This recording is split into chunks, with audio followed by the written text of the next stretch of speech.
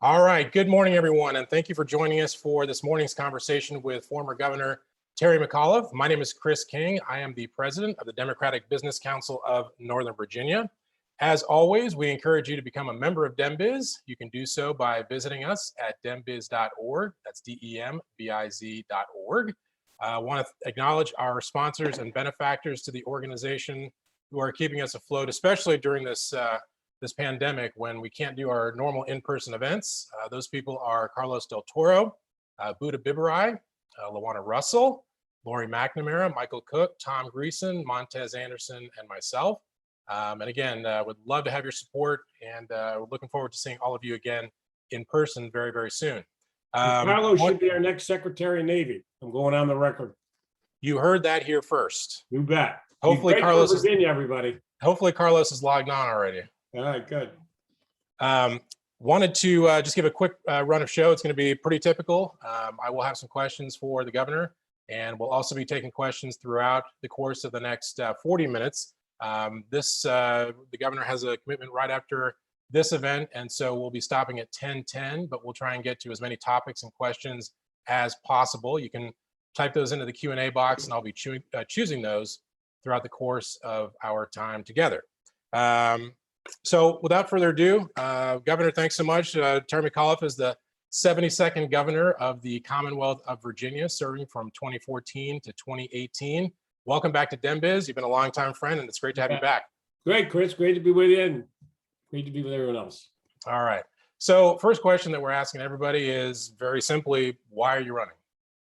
Yeah, I'm running primarily because we are now in COVID. This has been so devastating, Chris, to so many Virginia families. 197,000 jobs have been lost here in Virginia since COVID started. We still have 700,000 Virginians with no access to health care. We got 260,000 Virginians under threat of eviction. So it's really time to go big and bold. I didn't think I'd be back running again. Most people thought I would go in the administration of President Biden's. I talked to the president about it. But, you know, you can make a real impact. You can make a real change as governor. And I like to get out of bed and lift people up and shake it up and do big things. So the leadership of the Black Caucus came to see me about a year ago and said, you know, Terry, no one fought harder for the Black and brown community than you did.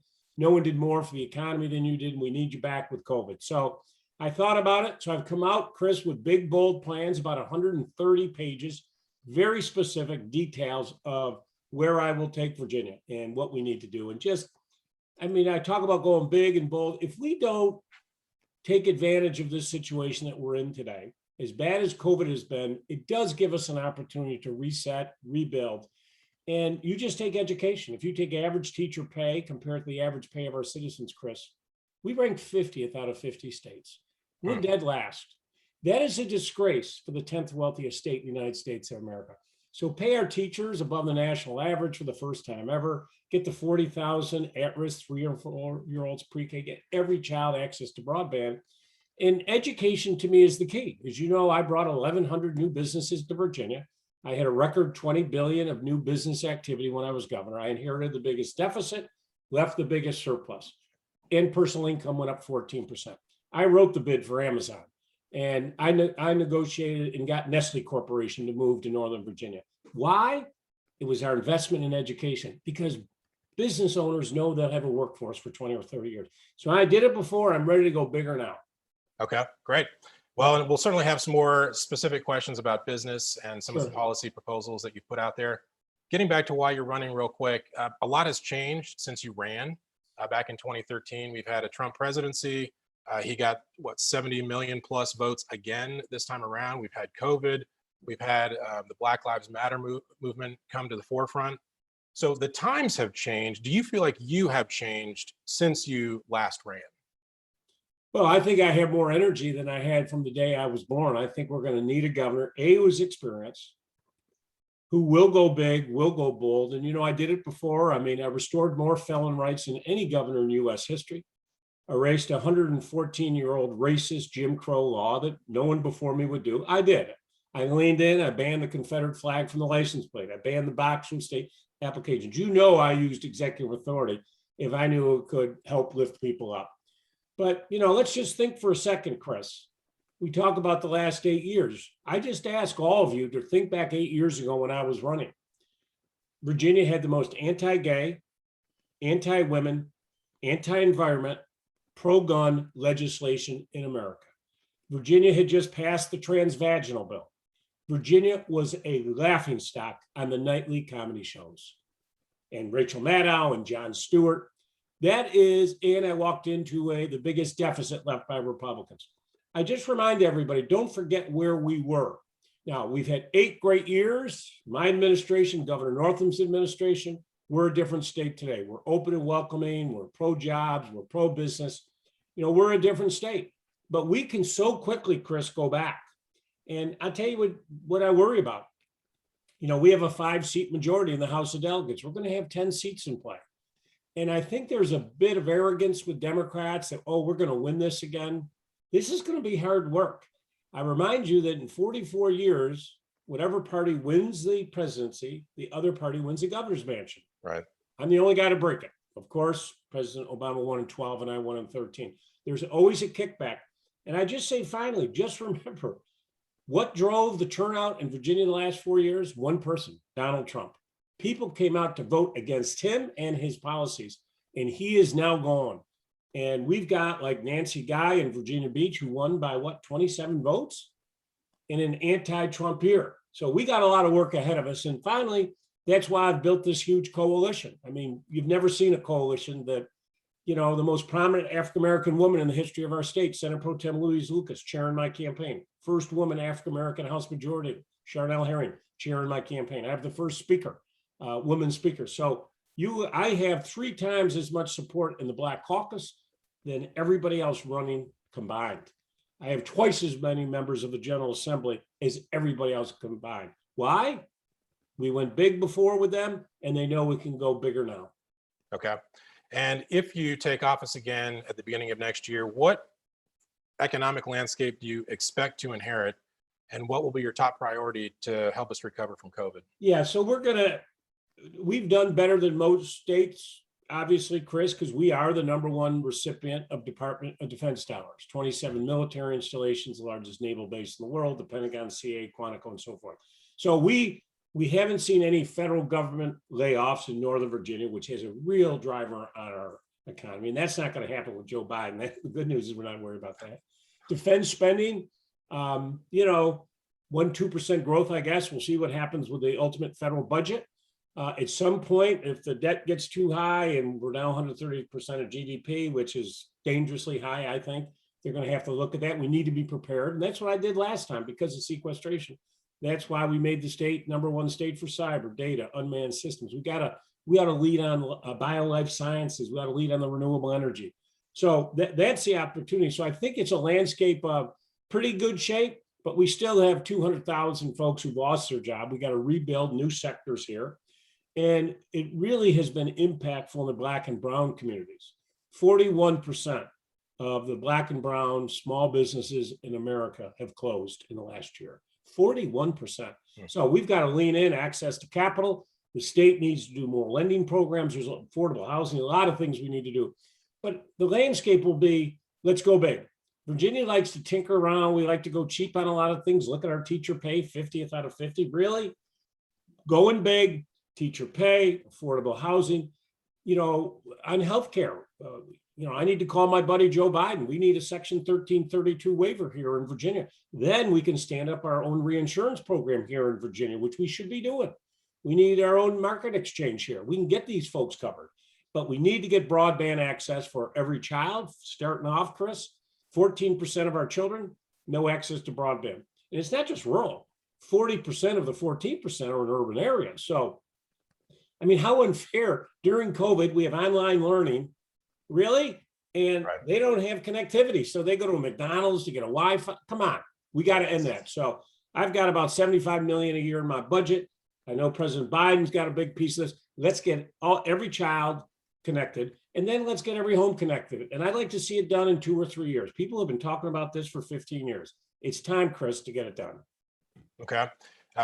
Also, I believe on your website, it says that you are pushing for a $15 minimum wage by the year 2024. Yeah. How will you phase that in? How will you make that happen?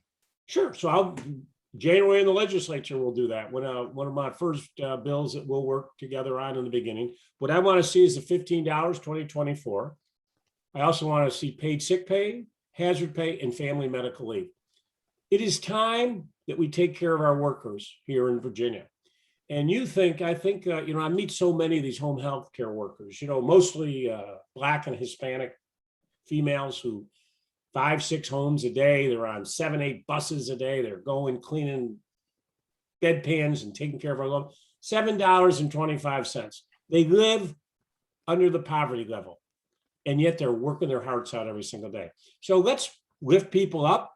When I was governor, as you know, personal income went up 14%. I'd like to see that again, even better than that. But, let's pay our workers what they need to be paid. And, we're going to have, I'm excited, to diversify renewable energy, bio, life sciences. We can take Virginia to the next level. We have all the assets here. I did recruit 1,100 businesses last time. We can even take that to the next level. I was the most traveled governor in U.S. history. I did 35 trade missions to 5 continents, to dozens of countries, recruiting businesses to come back to Virginia. I didn't spend a lot of time as governor going to other states to bring business because, Chris, that's a very expensive endeavor to do it that way. When I can go overseas, bring the same number of jobs back, and I can do it a lot cheaper. But, I go to Japan, get in a car, ride 4 hours out into the country, but I can recruit a metal manufacturing facility, 200 jobs in Danville or Bristol. That's a big deal. I love the Nestle deal, I love the Amazon deal. But I got to tell you, you get down to many of these rural communities and you're announcing 50, 43 jobs, 180 jobs. We reduced unemployment in every rural county, every single one, by nearly 50%. I was proud of that. All right. Well, speaking of, this is a question that we've asked every candidate that Sure. come on is Virginia is at or near the top for business among U.S. states, but at or near the bottom for workers. So how do we fix that? And what are your thoughts on right to work? We've already talked about minimum wage. How do we fix that insane discrepancy? Yeah, so we're 50th, not near the bottom. We're last. So as it relates to workers. So we're CNBC, we're number 1 for business, and we're 50th on workers. So doing what I just said, moving the minimum wage, $15 to 2024, paid sick leave, paid hazard pay, family medical leave. And I've been very active on these issues. Like the hazard pay for COVID this year, this legislative session, you've probably read about it. The House got it done. The Senate didn't want to do it retroactively. Well, what good is that? COVID went back 15 months. So Jay Jones and Chris Hurst, the delegates, called me up. I got active with the senators in my very low-key way, and we were able to get that bill through the Senate. But that's what I like to do, to get in, to help. I helped on the collective bargaining the year before. I'm not in office, but the senators, House members call me all the time, and I'm happy to assist. They know what I am passionate about, but lifting workers up is really important. I get asked a lot about right to work, and I'm very honest with everybody. And I have, most international union support are with me. And I tell them, I got to work on the things that I know I can get done. Right to work has never seen the light of day in the Democratic Senate, as you know. And in the House of Delegates, it just went down to defeat in a Democratic legislature, 85 to 13. So I understand numbers, I can count, but what I can get done, which the unions and others care about, they care about collective bargaining. Let's get the collective bargaining piece done and all the other issues that I raised. I work on things I know I can get done, and I will lean in hard on those issues. If it came to my desk, sure, I'd sign it. But listen, you can't get it through the House and Senate. So let's talk about, Chris, what we can actually get. We've got a lot of work to do over the next 4 years. Right. The other thing I should mention is also effectively spending this federal money that we're getting, from the American Recovery Plan, and then hopefully what we'll get on the infrastructure. Infrastructure, I'm sure you'll ask a question, but I did $10 billion worth of projects. I did the most P3s of any governor in the country. Northern Virginia, infrastructure is the key. How do you propose to pay for your proposals? Yeah, and if you go to my website, Chris, I go through it. I think good question, and I lay out exactly how I pay for things. Number one, we're going to have casino revenue. We're going to obviously have marijuana revenue, but of $134.5 billion biennium budget, I rework priorities to be able to find the $2 billion a year for education. We'll be able to get that done. Remember when I went in with the record deficit last time, I still put $1 billion, a record investment in education. But you know what? That's why we got Amazon.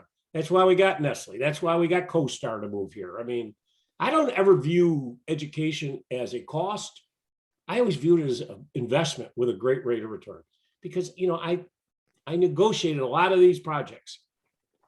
They just want to know you're going to have an educated workforce, a skilled workforce.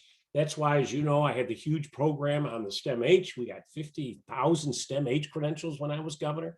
I did the first workforce performance development grant in American history, that if you go get one of my 166 credentials, we'll pay 2/3 of the cost. And, you know, Chris, that's what we have to start looking at. I remember I did the first graduation. We were down in Wakefield, down in Fort Dix, I guess we were, and 21 young kids from the area.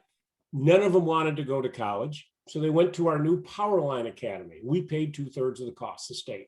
You paid, I should say, of the cost. And they went across the stage. I gave them their certificate. Every single one of them, Chris, none of them were going to college, had a job with Dominion. Starting pay was like $73,000. That's life-changing for people. So 21, and I could have done 500 more. That's what we got to start thinking about. Okay.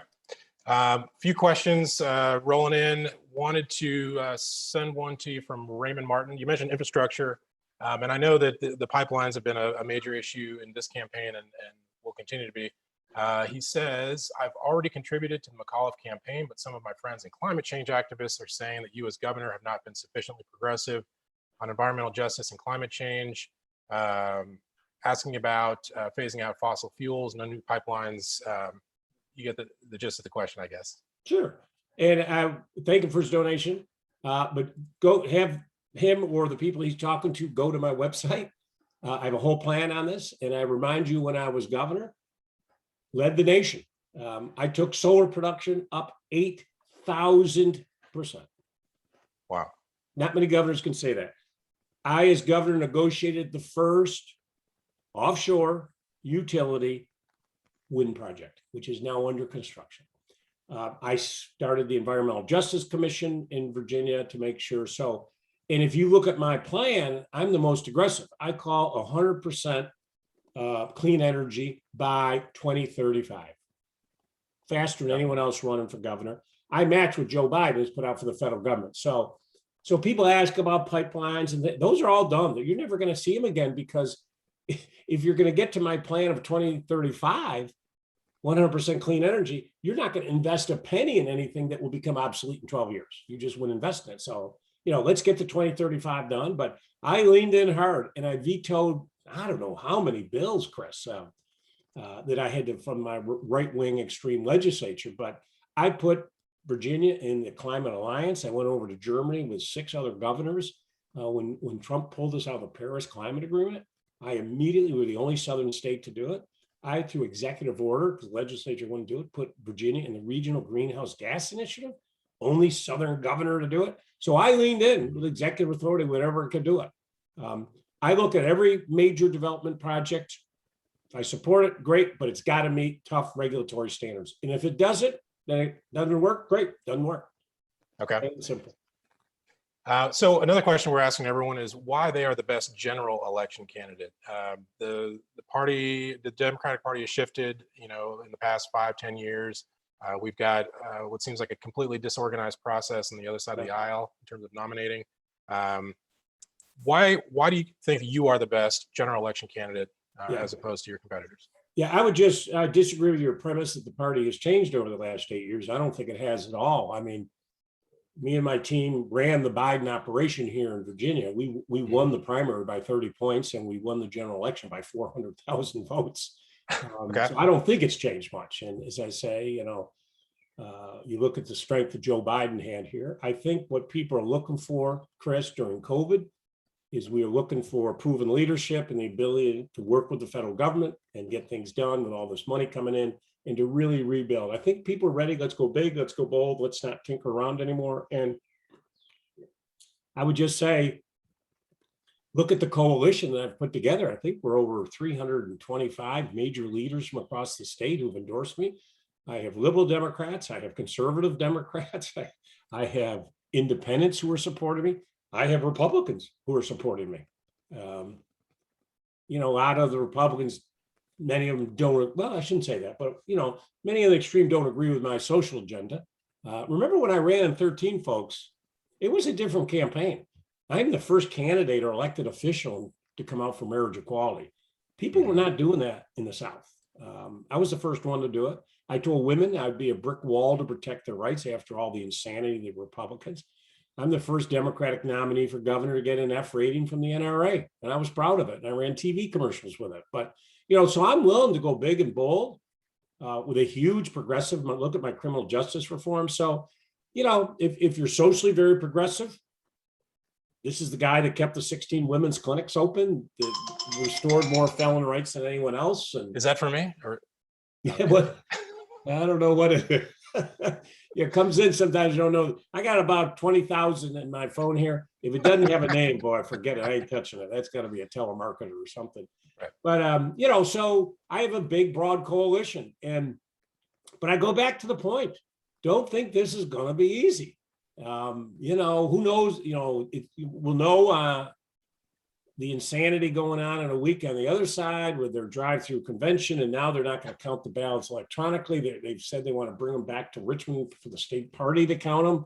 I mean, you want to talk about stop the steal? Someone ought to be called crazy Trump up. This sounds like a reality show in the making. Yeah, and you got a bunch of wealthy guys that say they'll spend unlimited money, and so who knows what's going to happen? But we are, Chris, a Democrat. We are a blue state presidential. I think we're more purple, tinting blue in an off year. It's really getting those federal voters to come out in a non-federal year. And that really is always the big challenge. And, we've been successful, but Trump, as I say, has driven that turnout. So I think I have broad appeal because, of my record on the economy and so forth. And at the end of the day, most people are concerned, do they have a job? Their kids have a job? Are they providing for their families? If you can get over that, you're really moving far with voters. Republicans have traditionally owned the business message. Lower taxes, lower regulations is an easy catchphrase. Yeah. It's also short-term gain for long-term pain, as we all know. How do you think we should message the fact that Democrats are great for business? Well, this is all I've talked about. This is the quadrillion-dollar question. Yeah, it's a softball for me. I mean, literally, this is, as building a new Virginia economy. That's what I ran on in 2013 because we had sequestration, we had the Great Recession, and our economy was in the tank. I remind the Democrats, Republicans left me the biggest deficit. They did it. They controlled every avenue of our government. So we built it back, record jobs and so forth. So we own that message, and we should be very proud of that message. So, some Republicans were angry because, I took their economic message away. I also took their military. I made us the most veteran-friendly state in America. Our V3 program, thousands of veterans hired. First state in America to functionally end veteran homelessness. I opened up, in fact, in Northern Virginia, we opened up the Puller Healthcare Center for veterans. We opened 2 more regional offices for our veterans. I mean, we leaned in for our active duty, for our veterans. And to me, it's not a political issue, Democrat or Republican. It's the right thing to do with all of those military assets. The one thing, Chris, I always wanted to do is when you came off active duty, and most of them were, here in Virginia, I wanted them to stay here. You want to talk about a dedicated, honest, hardworking workforce? You get someone who's been in the military. But I'll say this, I don't want to get off on a tangent, but I was disappointed. I read a report the other day. Do you know that 75% of our children in Virginia are not eligible to join the military? 75%. Weight issues, health issues, criminal background, education issues. Now, I'm not saying Virginia is unique, but 75% of our young children will not be eligible to go into the military. I don't even think I ever thought of that as a possibility. Yeah, think of it. And we have a shortage. I had a son who's a Marine captain. 1% of our population serves in active duty, only 1%. But we're having issues now with the military, and they're not qualified on educate. They can't pass the basic test. They, physical fitness, they can't do the physical fitness. I think 10% had some kind of record of some sort, but that's atrocious. We need to fix that. Yeah, absolutely. All right, we're getting some questions rolling in, and we're just going to jump around. Sure. Again, we are going through 1010 this morning, so we're going to try and get to as much as we can. You mentioned the military. One former Navy man is your friend and mine, Charlie Conrad. He's got this question. Please ask the governor to talk about the school program, Breakfast After the Bell. Yeah, thank you, Charlie, and thank you for your service, buddy. So when I came in office, it was a deplorable situation. I remind you, all the Democratic business folks, when I walked in, remember my predecessor? He tried to sell the port of Virginia. Well, that had to be one of the dumbest things I've ever heard. I mean, you don't sell your assets. You don't sell Dulles Airport. You don't sell National. You don't sell your port. So what happens when you put it up for sale? No cargo comes here because they don't know who's going to own it. And they don't want a competitor having their timetables, their cargo weight. I mean, so I took it off the market, and now it's one of the most profitable on the East Coast. The other thing is he didn't believe in bringing down federal dollars to assist in nutrition programs for our children. Mm-hmm. Now, every child can get a breakfast here who's in need of a breakfast, and the federal government pays 100% of it. So I was just horrified that we had literally tens of thousands of children going to school hungry. Kids are hungry to learn, but they can't learn if they're hungry.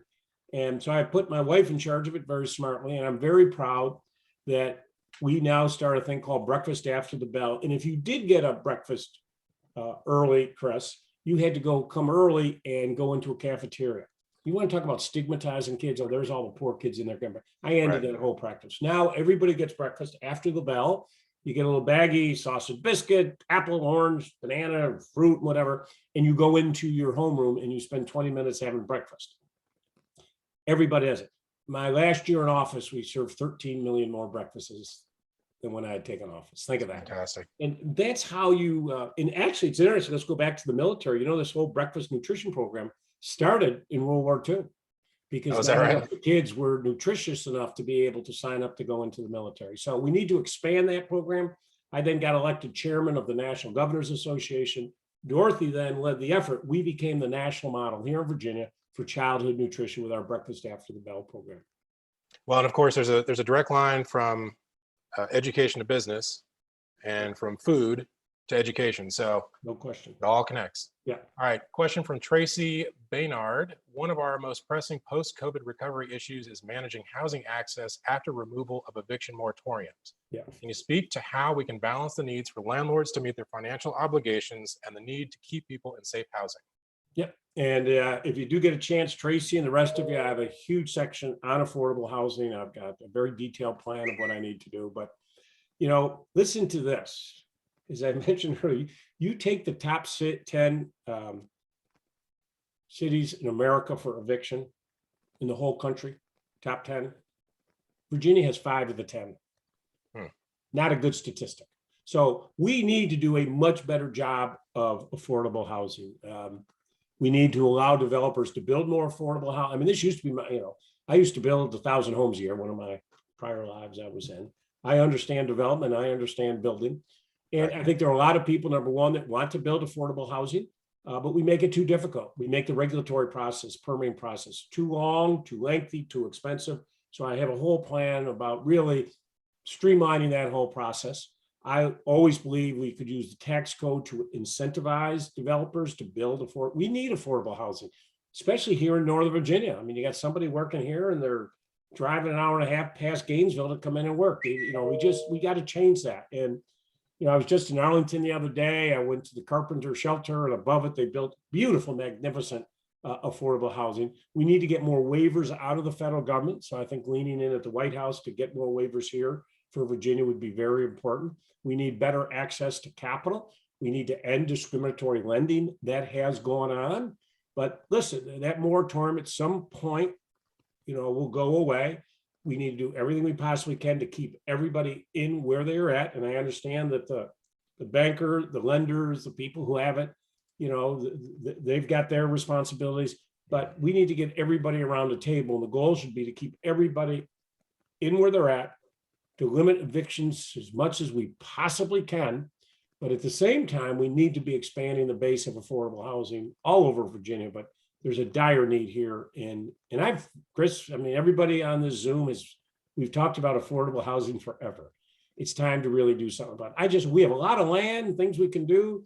We have the tax code, but we got to work with the locals on this. We just make it too difficult to people to build affordable housing. We got to do a better job at it. Sure. All right, question from John Horace. I hope I'm pronouncing your last name correctly, John. I apologize if not. Will you support ending Virginia's only private prison at Lawrenceville? Will I what? Support what? Support ending Virginia's only private prison at Lawrenceville. If something comes to my desk that shows that something is wrong in a private company, I would not hesitate in a second to end a contract. I'm not up. I haven't been given any details. I'm a very fair guy, but show me data. Listen, I'm going to get out of bed every day as governor to lift people up. And I lean in, as you all know, very hard on a lot of issues. And if there's issues that adversely affect Virginians, I'm going to end it. All right, I'm going to step back and kind of widen the lens a little bit. We had the Capitol insurrection a few months back now. It was a real test of the American framework, I think, and American norms. What is your sense of that as a moment in time? Do you think it represents something that could come back very soon, that needs to be dealt with every single day, or was that anomalous? I think it was anomalous. Listen, the reason we got to where we got in this country is Donald Trump. I mean, as most of you know, I spent a year on CNN talking about these issues. Donald Trump spewing his hatred, misogynist, racist tweets every single day. I mean, it started, Chris, from the second he came down that escalator, if you remember, to announce his candidacy. Mexicans were rapists and drug dealers and thugs, blah, blah, blah, blah. That continued on for 4 years. And, I remember during Charlottesville, I talked to the president at length that day. And I begged him that day. I said, Mr. President, I got 1,000 neo-Nazis, white supremacists spewing the most vile things I've ever heard against Blacks and Jews and women. I just have never seen anything like it. And, they're screaming, we're going to burn the synagogue like we did at Auschwitz, and everybody was cheering. I had a Zoom fundraiser that Nancy Pelosi did an event from the other day, and she was telling me that, they had some people were wearing shirts up at the Capitol, Camp Auschwitz. 6 million was not enough. Unbelievable. And you just don't, but when we arrested these people in Charlottesville, and I begged the president, come out and condemn them. I said, use white supremacist neo-Nazi, use them by name. He promised me he would, Chris. 4 hours later, he came out and said there were good people on both sides and wouldn't use the word neo-Nazi. So he percolated this up. He said it. They felt comfortable saying it. I think a lot of folks have had these horrible racist views, but when the president is out there in the public sector, they feel comfortable. Now you got Joe Biden in, temperature way down, trying to work with people, trying to bring people back together. And, law enforcement is going after all these folks on January 6th. They're going to pay a price for what they did. So I think it was an anomaly. I think you saw the news today on the economy. We're looking at 6% GDP growth. If people have, and a lot of the people in Charlottesville who were arrested, a lot of the people at the Capitol, were unemployed. So I think for a lot of people, if we can economically lift them up, get them into a better place, I think it takes the temperature way down. So yeah, it was a horrible day. Did it surprise me? No, because I was down in Charlottesville. I saw these same kooks and freaks down there. They're just horrible people. And then that madman who revved up his car and, drove through killed 32-year-old Heather Island. I lost 2 state police, my pilot, right, and member of my security detail. It was just a tragic day. But I do think with Biden, honestly, in his speech, I got to tell you, Chris, the other day, I thought it was just spectacular. It was fantastic. And he just lifted people up. People are tired of this negativity, the lemon suckers, the negativity. People want to be lifted up. They want to go. People don't want to be with whiners. They want to be with winners. And that's what you get with Joe Biden. He's just a good guy, compassionate, empathetic. And I just think that's going to change the tenor in this country. Well, I will say that my quality of life is very much higher now that he is in office. So yeah, that's a metric right there. And it will help us here get a lot of this infrastructure. I did the 66 project. I did the 95 project. I saved the 45,000 jobs when United was leaving Dulles Airport. And if I can have a federal government, and Joe Biden helped me. I got the largest transportation loan in U.S. history. Who did I call? Vice President Joe Biden. President Obama, he wasn't into all that. He right. said, let Joe deal with that stuff. I said, I'm fine with that. Yeah. All right. We've got about 3 minutes. Speaking of presidents, I just want to ask you a fun question. You've been you've known and or been very good friends with presidents most, if not all, your adult life. Sure. If you could go back in time and have a conversation with any one president, who would it be and why? I think probably FDR. You know, you think of what FDR, the challenges of lifting us out of a depression and fighting a world war at the same time.